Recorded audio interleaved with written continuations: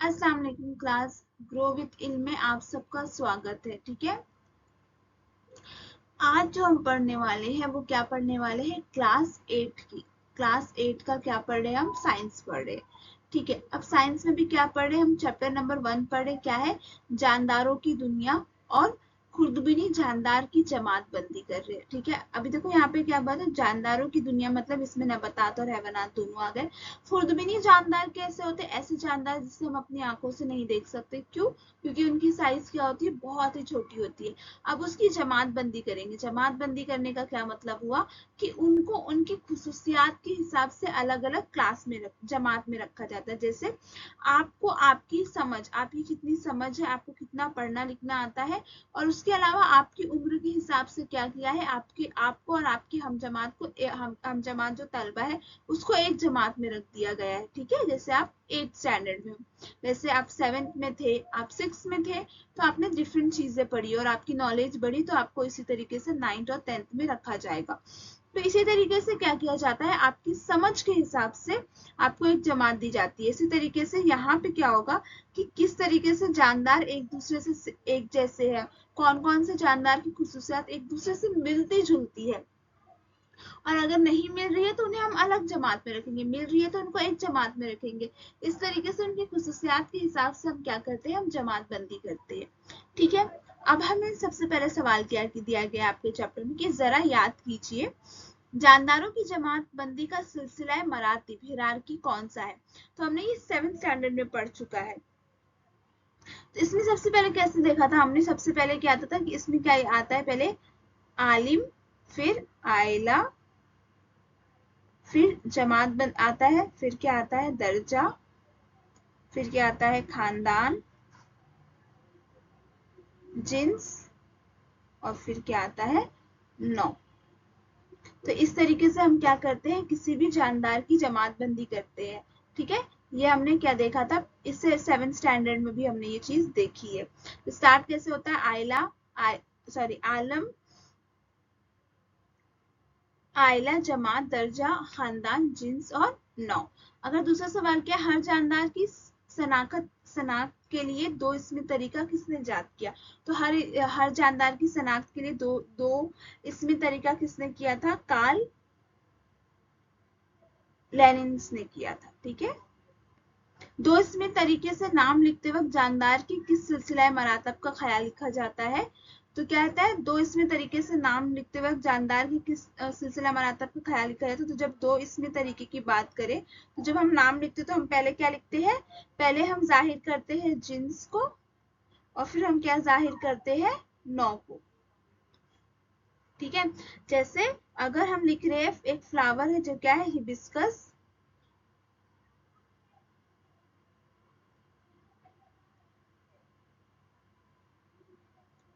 रोजा। तो देखो, जो हिबिस्कस है वो क्या है, इसका जिन्स है, और रोजा क्या है, इसका नौ है। तो किसी भी, अभी यहाँ पे जैसे हम इंसान है तो हम कैसे होते हैं, होमो सैपियन है।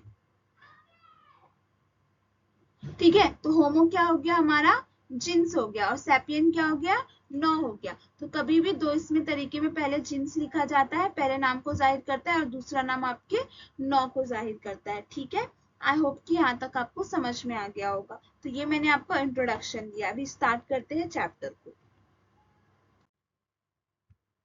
यहाँ क्या दिया है, पहला टॉपिक की हयाती तनाव और जमातबंदी की जरूरत, diversity and need of classification. अच्छा चलो, अब एक चीज इमेजिन करते हैं कि एक स्कूल में, आपकी स्कूल है और वहां बहुत सारे बच्चे आ रहे हैं। ठीक है, तो क्या हम उन सारे बच्चों को एक ही क्लासरूम में डाल देंगे, एक ही क्लासरूम लेंगे और उसमें हम सबको रख देंगे? क्या हम ऐसा करते हैं? नहीं, ऐसा नहीं करते। हम हर स्टूडेंट्स को उनकी एज के हिसाब से क्या करते, एज और उनको कितनी नॉलेज है इस हिसाब से अलग अलग क्लासरूम में डालते हैं, और जैसे जैसे उनकी समझ बढ़ती है हम क्या करते हैं, उनकी क्लास को चेंज करते हैं। तो ऐसा नहीं कि अगर स्कूल में 100 स्टूडेंट्स आ रहे हैं तो 100 के 100 क्या है, एक ही क्लास में पढ़ रहे, ऐसा तो नहीं है। तो यही, अगर हयाती तनों, अगर बायोडाइवर्सिटी की बात करें और उनकी जमात बंदी की जरूरत क्यों पड़े, तो अब अपने माहौल में इर्द गिर्द अब जब देखोगे तो क्या होता है, आपके माहौल में इर्द गिर्द देखोगे तो बहुत अलग अलग तरीके के जानदार है, इंसान है, जानदार है, पेड़ पौधे है, और है ना एन नंबर ऑफ थिंग्स, आपको अलग अलग तरीके के थिंग नजर आएंगे। लेकिन हमने क्या किया कि हम उनको बेहतर तरीके से समझने और पढ़ने के लिए क्या किया, हमने उसकी क्लासिफिकेशन की, उसकी दर्जाबंदी की। अभी हम यही चीज आगे देखने वाले हैं। देखो, गुज़श्ता जमात में आपने मुताला किया है कि जुग्राफियाई इलाके, तगजिया, तहफ़्फ़ुज़ जैसे मुख्तलिफ असबाब की बिना पर जमीन पर मौजूद जानदार में तवाफुक वाक़या होता है। तवाफुक क्या होता है? वक्त के साथ होने वाली तब्दीली। हमने तवाफुक बहुत सारी चीजें पढ़ी थी, हमने रेगिस्तान का एग्जाम्पल पढ़ा था, हमने बर्फ में रहने वाले जानदार के बारे में पढ़ा था, हमने देखा था कि ऊंट को जरूरत होती है, इसलिए उसके जिस्म को उस तरीके से बनाया है कि वो गर्मी में खुद को क्या कर सके, सरवाइव करे। हमने पेड़ देखा था किस तरीके से, कि पेड़ कैसे होते हैं जो ठंडे इलाकों में इस तरीके से होते हैं ताकि जो बर्फ हो क्या हो, इस पे ना रुके, बर्फ क्या हो ना रुके, और क्या हो सके, और रुके नहीं यहाँ पे और नीचे की तरफ गिर जाए। तो इस लिहाज से क्या देखा था कि हमने जुग्राफिया इलाके, तगजिया यानी क्या हो जाता है, फूड, न्यूट्रिशन, और तहफ़्फ़ुज़ के हिसाब से जानदार जितने होते हैं वो क्या होते हैं, अलग अलग तरीके के होते हैं, और वक्त के साथ अपने अंदर चेंजेस लाते हैं ताकि वो किसी भी इलाके में क्या कर सके, खुद को रख सके, अडेप्ट कर सके। तवाफिक के मुताले से मालूमात होता है कि एक ग्रुप के जानदार में मुख्तलिफ तब्दीलियां वाक़या होती है। ठीक है, एक ही ग्रुप मतलब क्या हो रहा है, चेंजेस हो रहा है टाइम के साथ, अगर वो सेम जमात में है फिर भी। अभी सन 2011 की शुमारी के मुताबिक दुनिया में बर्री और बहरी कुर्रे में मौजूद तमाम जानदार में तकरीबन कितना 87 मिलियन अनवा, मतलब अलग अलग तरीके से क्या है, नौ मौजूद होते हैं। ठीक है, कितने हैं, 87 मिलियन। 1 मिलियन जो होता है वो 10 लाख के बराबर होता है। इतनी बड़ी तादाद में मौजूद जानदारों का मुताला करने के लिए इनकी क्या जरूरत है, तकसीम और ग्रोहबंदी की जरूरत महसूस होती है। जानदारों में मुशाबियत और फर्क की बिना पर इनके ग्रुह और ज़ेली ग्रुह में बनाए गए हैं। जानदारों के ग्रुह और ज़ेली ग्रुह बनाने के इस अमल को हयाती जमातबंदी कहा जाता है। ठीक है, अभी यहाँ पे देखो,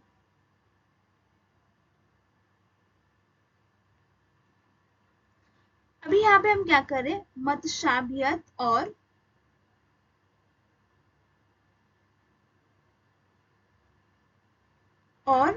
फर्क के लिहाज से, ठीक है, किसी भी जानदार में क्या क्या सिमिलैरिटी है और क्या क्या डिफरेंसेस है, इस बेसिस पे हम क्या कर रहे हैं, किसी भी ऑर्गेनिजम्स को किसी भी ग्रुप में, जमात में हम रखते हैं तो हम क्या देखते हैं, हम सिमिलैरिटी देखते हैं और डिफरेंसेस देख के क्या कर रहे हैं, हर एक जानदार को उनकी जमात में रख रहे हैं। ठीक है, और जानदारों की ग्रोह और जेलो ग्रोह बनाने की इस अमल को क्या कहते हैं, हयाती जमातबंदी। हयाती जमातबंदी मतलब हयात जो जिंदा जानदार उसकी क्या करें, हम जमात बंदी करें, उनको उसकी उनकी खुसूसियात, फर्क और डिफरेंसेस के बेस पे हम क्या कर रहे हैं, उनको एक जमात दे रहे हैं। ठीक है, यहां तक हमने क्या देखा कि पूरी दुनिया में अलग अलग की तरह के जानदार होते हैं, तो उन जानदार को अच्छे से समझने के लिए हमें क्या करना पड़ता है, उनको अलग अलग क्लास में डिफ्रेंशिएट कर, अलग अलग क्लास में रखना पड़ता है। जैसे उनकी सिमिलैरिटी और डिफरेंसेस, उसमें क्या क्या सेम है और क्या क्या अलग है, इस बेसिस पे हम क्या करते हैं, उनको एक एक ग्रोह में रखते हैं, और इसी को क्या कहते हैं, हयाती जमातबंदी कहते हैं। आई होप कि आपको यहाँ तक का सब कुछ समझ में आ गया होगा। अब थोड़ा सा एक्स्ट्रा इन्फॉर्मेशन देख लेते, क्या दिया, तारीख की झरोके से। हम ये सारी चीजें जो बता रही हूँ मैं, आगे चल के पढ़ेंगे कि कैसे एक खलवी जानदार को रखा जाता है, कैसे दो खलवी जानदार को अलग रखा जाता है। तो ये पूरी जमातबंदी का जो सिलसिला जब शुरू होगा तो आपको समझ में आएगा कि किस तरीके से छोटे से सेल्स को भी क्या किया गया है, क्लासिफिकेशन में रखा गया है। सन 1735 में कार्ल लेनिन्स ने जानदारों की दो ग्रुप बनाए। देखे, दो ही बनाए, सबसे पहले क्या बनाया, नबातात और हैवानात। 1866 में क्या हुआ, हेक्ली ने 3 ग्रुह में ग्रुह का तस्वुर पेश किया, प्रोटिस्टा, नबातात और हैवानात। 1925 में चैटिन ने दोबारा ग्रुह तश्कील दिए और उसमें गैर वाज़ेह मरकज़ा मरदार और वाज़ेह मरकज़ा बरदार किया।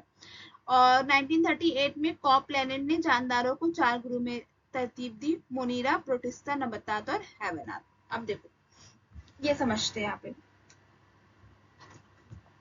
कि हम जानदार, जैसे अभी अभी हम जब माहौल, अभी आप बाहर निकले घर से, जब माहौल को देखोगे तो आपको दो ही चीज नजर, अभी सबसे पहले शुरुआत करते 75 की, कार्ल लेनिन्स ने क्या किया, एक में क्लासिफिकेशन किया और उन्होंने क्या बताया कि पूरे माहौल में दो ही तरीके के जानदार मौजूद है, एक हैवानात है और एक क्या है, नबातात है। ठीक है, वही हैवानात आपका प्लांट्स हो गया और आपके एनिमल्स हो गए। ठीक है, तो नबातात पेड़ पौधे हैं और हैवानात है। फिर उसके बाद 1866 में एक और चीज नया डिस्कवर किया गया, प्रोटिस्टा। ठीक है, 1935 में न्यूटन ने जब सारे माहौल में जितने भी ऑर्गेनिज्म प्रेजेंट है उसको कैसे डिफरेंशिएट किया, गैर वाज़ेह मरकज़ा बरदार और वाज़ेह मरकज़ा बरदार। ठीक है, मैं आपको एक्सप्लेन करूंगी आगे गैर वाज़ेह और वाज़ेह मरकज़ा बरदार क्या होता है। और 1938 में जब हुआ तो मोनीरा और एक और नया चीज क्या आ गया, मोनीरा और प्रोटिस्टा, नबातात और हैवानात, ऐसे करके एक और ग्रुप जानदारों का नजर आया जो क्या था, मोनीरा। तो इस तरीके से क्लासिफिकेशन किया गया जैसे जैसे नई नई डिस्कवरीज हुई। ठीक है, यहाँ आपको सिर्फ इतनी चीजें समझनी है। तो यहाँ पे हमारे साइंटिस्ट क्या है, रॉबर्ट हॉल्डिंग वेटकर, ये हमारे साइंटिस्ट है और इन्होंने क्या किया था, सन 1920 से सन 1980 के दरमियान एक अमेरिकन माहिर माहौलियात थे और उन्होंने 1969 में जानदारों के 5 ग्रुपों में तकसीम किया। ठीक है, अब ये देखो हमारे पास क्या है, जानदार है। ठीक है, जानदार है। अब जानदार की जब बात करें तो जानदार को क्या होता है, हमारे माहौल में बहुत ही अलग अलग तरीके के जानदार मौजूद है। तो इन्होंने क्या किया, वेटकर ने क्या किया कि उन्होंने 5 अहम ग्रुप बनाए। कैसे किए, खलवी साख की पेचीदगी, जानदारों की किस्म पेचीदगी, तगजिया का तरीका, तर्ज जिंदगी, नस्ली इर्तिकाई ताल्लुक, ये 5 खुसूसियात के बिना पर। ठीक है, खलवी साख की पेचीदगी, जानदारों की किस्म की पेचीदगी, तगजिया का तरीका, तर्ज जिंदगी और नस्ली इर्तिकाई ताल्लुक, इस बेसिस पे उन्होंने क्या किया कि जानदार को तकसीम किया अलग अलग हिस्सों में। तो उन्होंने सबसे पहले क्या किया, खलवी साख्त की पेचीदगी। खलवी साख्त की पेचीदगी मतलब complexity of the cell, cell कैसा है, सिंपल है कि क्या है, कॉम्प्लेक्स है, उस बेसिस पे। तो यहाँ पे उन्होंने क्या किया, सबसे पहले जानदारों को क्या देखा जाता है कि वो वाज़ेह मरकज़ा बरदार है कि गैर वाज़ेह। गैर वाज़ेह तो मतलब क्या, प्रोकैरियोटिक है, वाज़ेह मतलब क्या है, यूकैरियोटिक है। तो जब गैर वाज़ेह की बात करें तो इसमें न्यूक्लियस नहीं होता और इसमें क्या होता है, न्यूक्लियस प्रेजेंट होता है। ये सिंपल सेल होता है और ये कैसा होता है, थोड़ा कॉम्प्लेक्स सेल होता है। कॉम्प्लेक्स मतलब जैसे इंसान है तो हमारे सेल्स कैसे होते हैं, यक खलवी नहीं होते, कशीर खलवी होते हैं। और हमारे जिस्म में हमारे जो सेल्स होते हैं, हमारे जो खुलिया होता है, उसमें क्या होता है, न्यूक्लियस प्रेजेंट होता है। ठीक है, सबसे पहले क्या किया, कॉम्प्लिसिटी, खलवी साख की पेचीदगी के हिसाब से।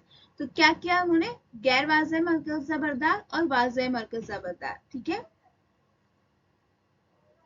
उसके बाद उन्होंने क्या देखा, उन्होंने देखा जानदार की किस्म पेचीदगी कैसी है, सेल क्या है, यक खलवी है या कशीर खलवी, मतलब एक सेल से बना यानी या ज्यादा सेल से। अब यक खलवी और कशीर खलवी की बात करें तो यक खलवी क्या होता है, जैसे हम इंसान एक सेल से बने, कशीर खलवी मतलब बहुत सारे सेल से बने होते हैं। तो क्या हो गया वो, कशीर खलवी। इंसान कशीर खलवी क्योंकि हमारा जिस्म एक खुलिये से नहीं बना हुआ है। तगजिया का तरीका, मोड ऑफ न्यूट्रिशन क्या है, मतलब वो उनका खाने का तरीका क्या है, वो अपनी गिजा कैसे तैयार करते हैं।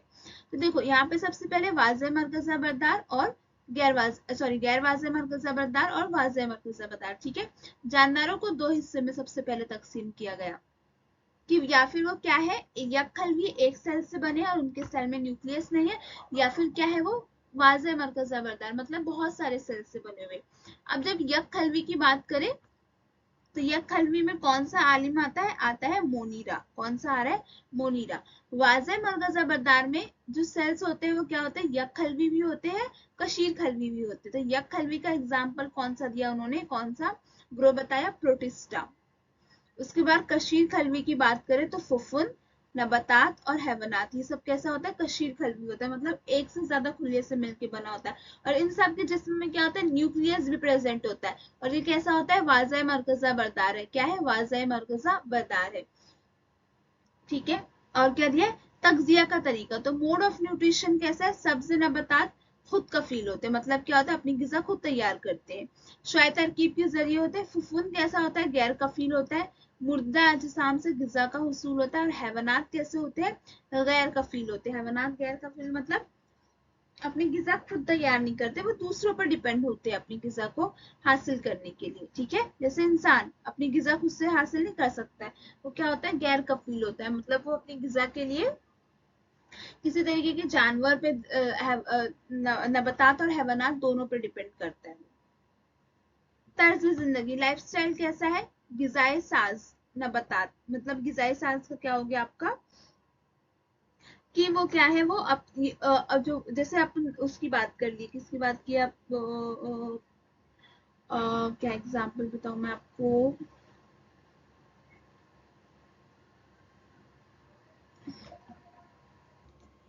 जैसे कि ये समझ सकते कि गिजाए साज जो क्या करता है, देता है, नबातात, नबातात मतलब पेड़ पौधे, तो वो क्या होते हैं, अपनी हमको गिजा प्रोवाइड करते, तो गिजाए साज हो गया, तो ये क्या हो गया, प्रोड्यूसर।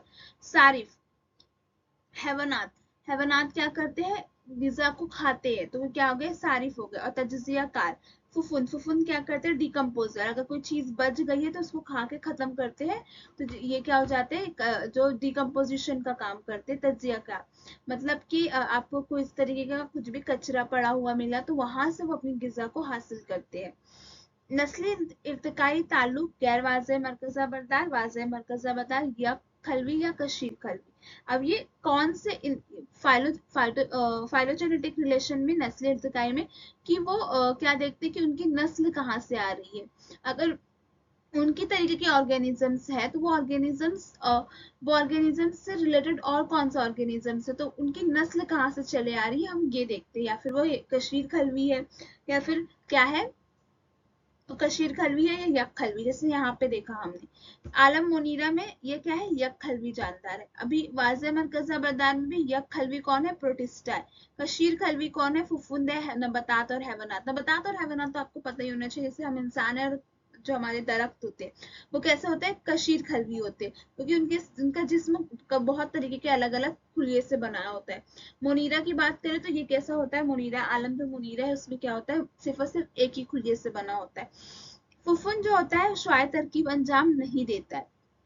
ठीक है, शुआए तरकीब नबतात आपको पता है अपनी गिजा को हासिल करने के लिए क्या करते हैं, शुआए तरकीब का अमल अंजाम देते हैं। आपको पता है ना, सूरज की रोशनी से अपनी गिजा हासिल करते हैं। और हैवानात क्या होता है, यक दीवार ना रखने वाले होते, कैसे नहीं थे, सॉरी खलवी दीवार नहीं रखते हैं। हाँ, हम खलवी दीवार नहीं होती हमारी बॉडीज में, हैवानात में, और जो एनिमल्स होते हैं उनमें भी। तो उनकी खुसूसियात के हिसाब से उन्होंने क्या किया कि वो शायद तरकीब अंजाम दे रहे, नहीं दे रहे, और उनकी खलवी दीवार ना होगा। लेकिन ये सारे एनिमल्स, अब इस चीज को अगर अपने को अच्छे से समझना है तो आप ये चीज को समझो कि यक खलवी आलम मोनीरा, यक खलवी प्रोटिस्टा, लेकिन ये किसमें है, वाज़े मरकज़ अवतार में। कशीर खलवी कौन कौन सा है, फुफुन, नबतात और हैवानात। ठीक है, इनमें भी हमने क्या किया, क्लासिफिकेशन करते वक्त क्या किया, इनकी अलग अलग खुसूसियात को रखते हुए यहाँ पे ऐड किया। तो इस तरीके से वेटिकर ने क्या किया, क्लासिफिकेशन कैसे किया, उन्होंने सारे सारे के सारे जानवर जानदार को क्या किया, 5 ग्रुप में रखा। एक था मोनीरा, प्रोटिस्टा, फुफुन, नबतात, हैवानात, 5 ग्रोह बनाया उन्होंने। मोनीरा को क्या देखा कि वो यकखलवी है, तो उसको यकखलवी रख दिया। साथ में उसमें कौन सी और चीज दिखी उसको, उनको कि वो क्या है, गैर वाज़े मरकज़ा बरदार है, तो उसको क्या रख दिया, गैर वाज़े मरकज़ा बरदार के किरदार में रखा। वाज़े मरकज़ा बरदार में क्या देखा कि वाज़े मरकज़ा बरदार में भी जो जानदार है उनमें भी यकखलवी भी है, कशीर खलवी भी, तो उन्होंने यकखलवी में प्रोटिस्टा को रखा। और कशीर खलवी में किसको रखा, फुफुन, नबतात और हैवानात को। आई होप कि आपको यहाँ तक समझ में आया हो। खलवी साख्त को देखते हुए जानदार की किस्म की पेचीदगी, तगजिया, तर्ज जिंदगी और नस्ल इर्तिकाई ताल्लुक, इस बेसिस पे पूरा क्लासिफिकेशन किया गया था।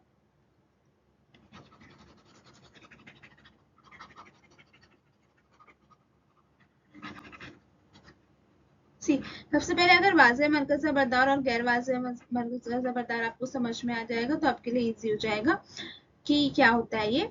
गैर वाजा मरकज़ा, प्रोकैरियोटिक सेल्स और यूकैरियोटिक सेल्स। ठीक है, प्रोकैरियोटिक सेल्स जो होते हैं वो कैसे होते हैं, एक सेल से बने होते हैं, यानी ये क्या होंगे, यक्खलवी।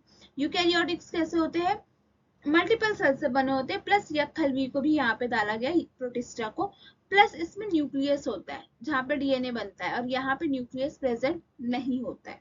ठीक है, तो ये सारी कॉम्प्लेक्सिटी को देखते हुए उन्होंने क्या किया गया, एक क्लासिफिकेशन दिया। लेट्स सी आगे और कैसे एक्सप्लेन किया गया इसको।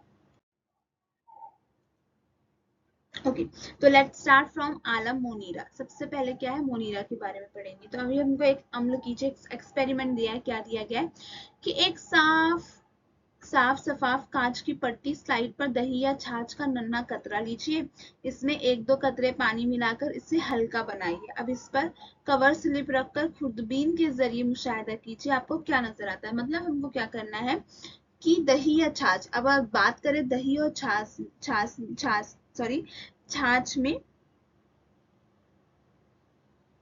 तो हमको क्या नजर आता है, हमको नजर आता है लैक्टोबैसिलस। ये एक तरीके का क्या होता है, बैक्टीरिया होता है, जो किसमें प्रेजेंट होता है, आपके दही और छाछ में। तो इसमें तीली की तरह बहुत ही महीन मोहतरी खुर्दबीनी जानदार यानी लैक्टोबैसिलस बैक्टीरिया नजर आता है। ठीक है, ये देखो यहाँ पे ये जो स्ट्रक्चर है ना, आपको यहाँ पे छोटा छोटा सा लैक्टोबैसिलस इस तरीके से नजर आ रहा है, इस तरीके से माचिस की तीली की तरह, इस तरीके से यहाँ पे आपको नजर आएगा। ठीक है, तो ये क्या होता है, आलम मुनीरा में तमाम किस्म के बैक्टीरिया नीले सब्ज काई शामिल, और बैक्टीरिया और नीले सब्ज काई शामिल है। तो बैक्टीरिया को, ठीक है, बैक्टीरिया जो हमने क्या बताया था, गैर वाजा मरकजा बरदार, क्योंकि बैक्टीरिया क्या हो जाता है, यक्खलवी होता है, तो इसलिए किस में आ जाता है, मोनीरा के किस में आ जाता है, मोनीरा की जमात बंदी में आता है। ठीक है, और कौन से तरीके के जानदार होते हैं, नीले सब्ज काई, ये सब किस में आ जाते हैं, आलम मुनीरा में। अब आपको ये कवर स्लिप के थ्रू क्या नजर आया कि आपके किस तरीके से आपके छाछ या दही में जो बैक्टीरिया प्रेजेंट होता है, जिसका नाम क्या है, लैक्टोबैसिलस। क्या है, लैक्टोबैसिलस। वो कैसा होता है, महीन होता है, और कैसा होता है, अपने यहाँ पे माचिस की तीली की तरह, तीली की तरह, इसमें तीली की तरह नजर आता है। ये क्या हो गया आपका लैक्टोबैसिलस, और ये किसमें आता है, आलम मोनीरा में।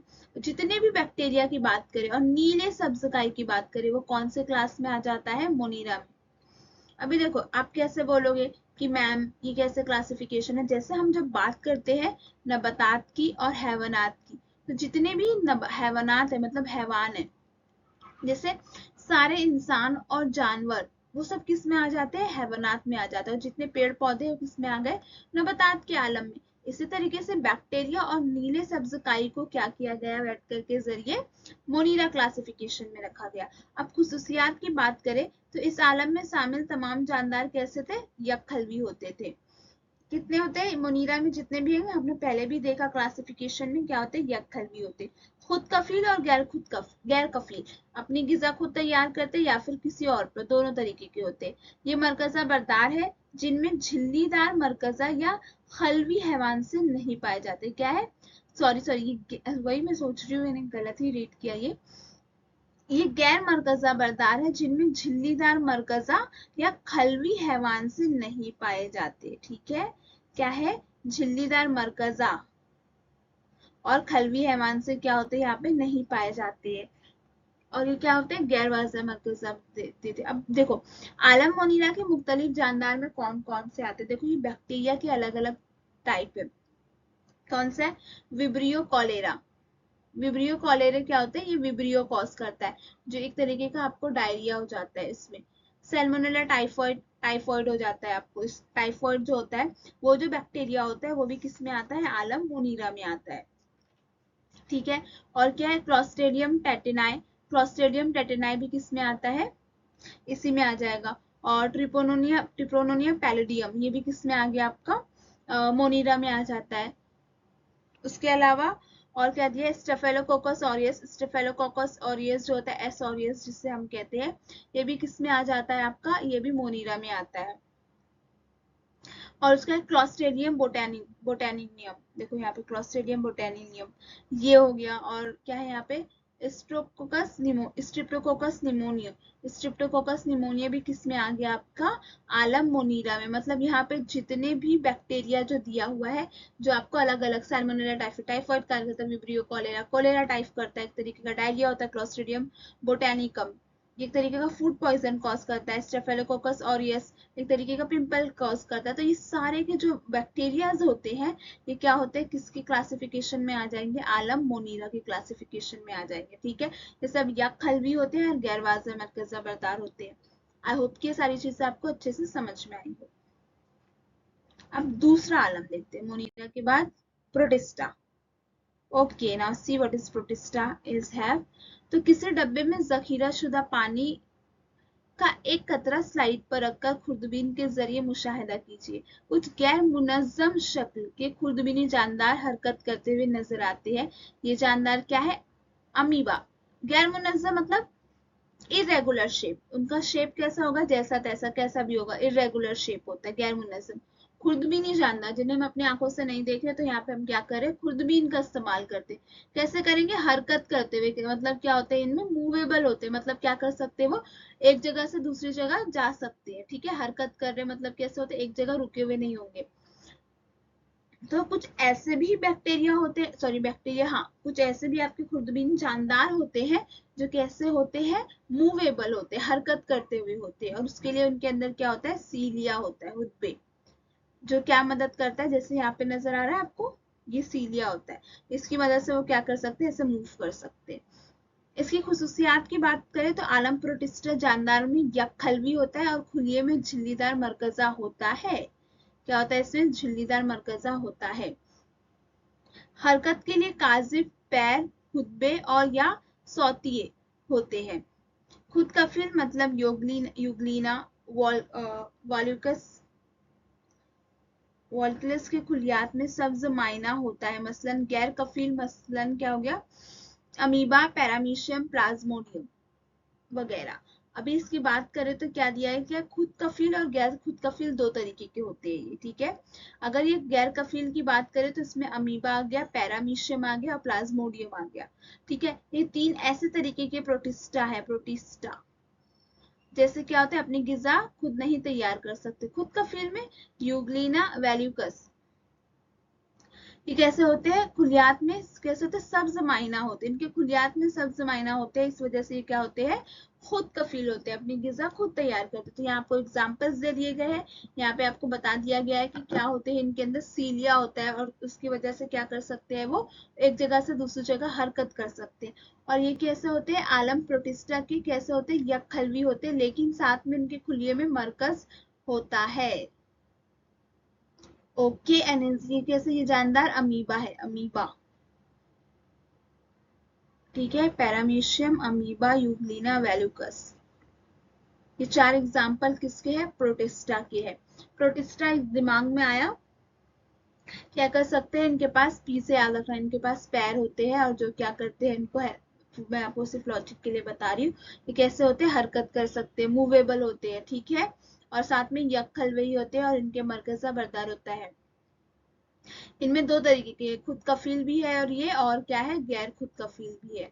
दोनों तरीके के मौजूद होते हैं, जिसके एग्जांपल्स आपको दिए गए हैं। You should have to learn that first. And आपको प्रोटिस्टा से याद रखना, पी से पैर, पैर मतलब वो क्या हो रहे हैं, वो मूव कर रहे हैं, पैर नहीं होता। मैं आपको सिर्फ लॉजिक लगाने के लिए बोल रही हूँ, आपको एक्सप्लेन करने के लिए बता रही हूँ। सो हमारा आलम 3 क्या है, फुफुन। फुफुन फुफुन जैसे आपको हर जगह नजर आएगा। अब जैसे आपने रोटी को खोल के छोड़ दिया, अपने ब्रेड को खोल के छोड़ दिया, फुफुन आएगा और मेहमान बन जाएगा वहां पे, फंजाई। राइट, अब देखते हैं फुफुन का, ब्रेड या रोटी के टुकड़े को किसी कद्र नम करके एक डब्बे में बंद कर दीजिए। 2 दिन बाद डब्बा खोल कर देखिए, उसमें फुफुन ही फुफुन नजर आएगा। इस टुकड़े पे कपास के सफेद रेशेदार रेशे दिखाई देंगे। इसमें कुछ रेशे स्लाइड्स पर रखकर खुर्दबीन के जरिए नजर करोगे तो आपको कुछ इस तरीके से नजर आएगा, कुछ फुफुन। ठीक है, ये इस तरीके का कुछ स्ट्रक्चर होता है फुफुन का, जो आपको ब्रेड पे नजर आएगा। फुफुन जो होता है वो कभी कभी आपको सफेद कपास की तरह भी नजर आएगा। अलग अलग तरीके के फुफुन होते हैं, उसमें से कुछ ऐसे भी फुफुन होंगे जो कैसे होंगे, ब्लैकिश कलर के नजर आएंगे। और फुफुन कैसे होते हैं? कशीर खलवी होते हैं।